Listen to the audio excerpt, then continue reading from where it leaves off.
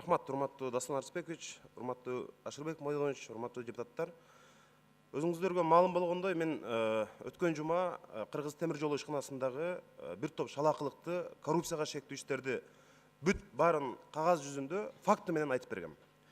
Бирок жана Кыргызда жакшы макал бар, кыз бозуп энесин коркутат дегендей, тескерисинче алар менин сөзүмдү жалганга чыгарып, ар кандай бир дагы фактысы жок маалыматтар менен КТРК аркылуу баш болуп, маалымат каражаттары аркылуу мындай калп жалган мындай актанып киришти да.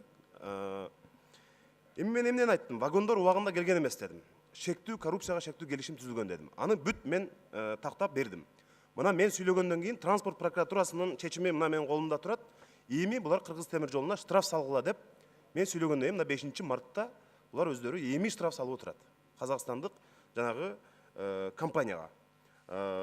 Андан кийин мен айттым, Кыргыз темир жолуна таандык жерге кызына гостиница куруп берген дедим. Ал ага макул болот, туура, анан эмне кызым башка кандай жумуш кылсын деп. Мына азыр эми менин колума дагы документтер келди. Кыргыз темир жолу ишканасындагы бүт тейлөө иштерин жанагы кодду сатуудан бери кызынын фирмасы кылат экен. Көрсө, андан башка да адам кылат экен. Экинчи фирма ал кара чечеге күйөө болот экен. Ал ошол жерде кодду сатууда монополист болгон аз келгенсип, метр квадратын 172 сомдон мына ондогон жерлерди алып, арендага алып, ушул ишканага таандык объекттерди бүт арендага алып атат. Күйөө боласыз, мына Юстиция министрлигинен бүт жактан каттоо менде мына факт менен документтер турат. Бул эми биз мындай мамлекеттин кызыкчылыгын ойлошубуз керекпи же Ногойбаевдин үй бүлөсүнүн кызыкчылыгы мамлекеттин кызыкчылыгынан жогору турабы? Ошону өкмөт убагында караш керек.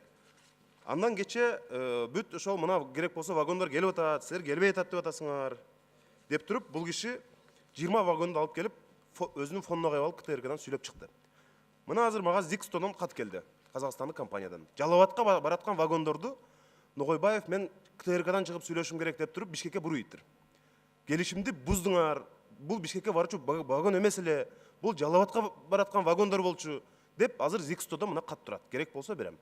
Бүт мендеги балган маалыматтын бардын мен азыр АКСке өткөрүп бердим. Эми булар мындай жакшы карап, АКС тиешелүү чечимдерди чыгарат деген ойдомун. Урматтуу президенттин өкүлү, мен сизге да кайрылам, ошол коррупцияга каршы күрөшөм деген чын ниетиңер болсо, мына Кыргыз темир жолундагы бүт коррупцияга шектүү иштерин баарын биз факт менен кагаз жүзүндө берип атам.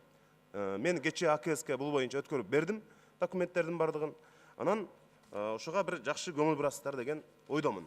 Тиешелүү комитет менен азыр сүйлөшүп атабыз. Биз карап, убактылуу ошол иш иликтөө аягына чыкканга чейин Кыргыз темир жолу ишканасынын жетекчиси Ногойбаевди убактылуу кызматынан алуу боюнча өкмөткө сунуш беребиз. Рахмат.